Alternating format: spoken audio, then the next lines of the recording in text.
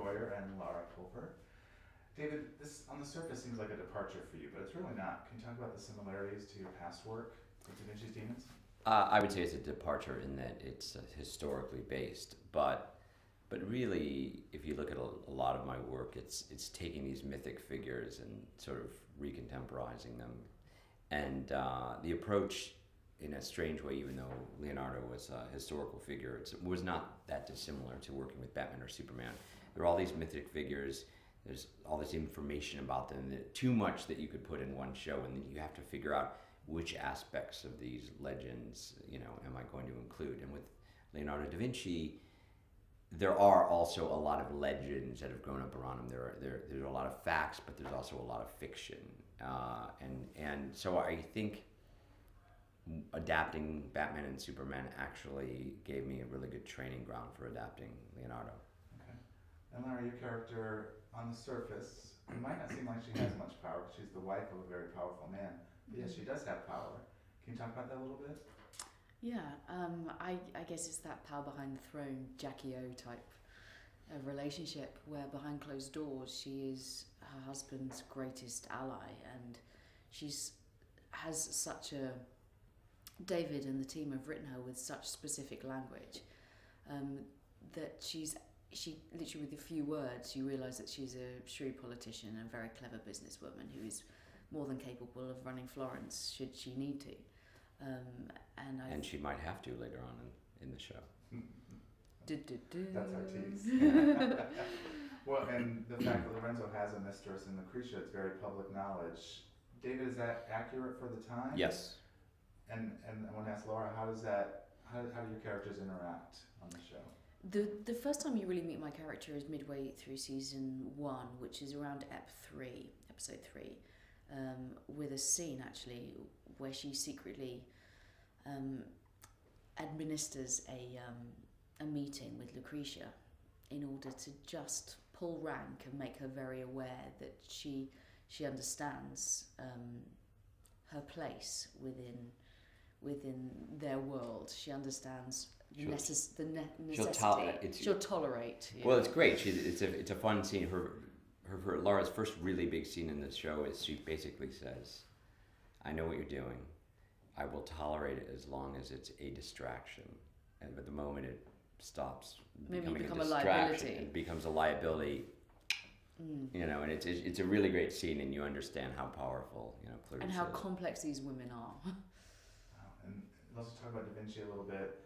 Sexuality, of course, has come up a lot, talking about the show. Talk about what we will see in the first season as far as his sexuality and the questions that everybody seems to have about it.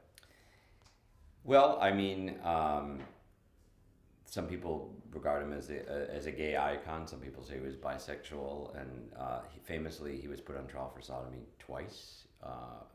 Although I do want to point out that at the time that was often done as a kind of smear tactic. It was not used that often, but a number of people were put on trial for things like that. It's also interesting that at the time, people say, well, he only had male models and things like that, but you could only have male models. It wasn't common to have female models. But his sexuality is part of who he was. I think he, even at the time, refused to be sort of defined by, he wasn't homosexual or heterosexual, and I think he regarded that as an insult. I think he would have been it's interesting that this debate is going on right now, with the Supreme Court. It will be very timely. So without giving too much away, we absolutely will be dealing with that in the first season. I expect it to be controversial. It was controversial when we were talking about doing the show. There was some debate about whether or not we should go there in the first season, and I felt that we had an obligation to go there in the first season. And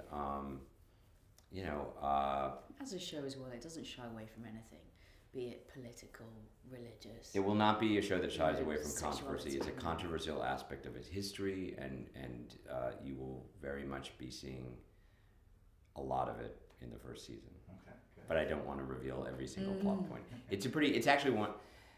It is a lot of that stuff happens in the middle of the first season, and one of my favorite episodes that's kind of the epicenter of the episode. Okay, and Lara, your character, Who does she interact with the most on the show? I mean, she has one scene with Lucretia. Is it mostly with Lorenzo, or does she have kind of her own staff that she deals with? Who do we see her interact Yeah, with? we mostly see her with Lorenzo as these leaders of And Florence.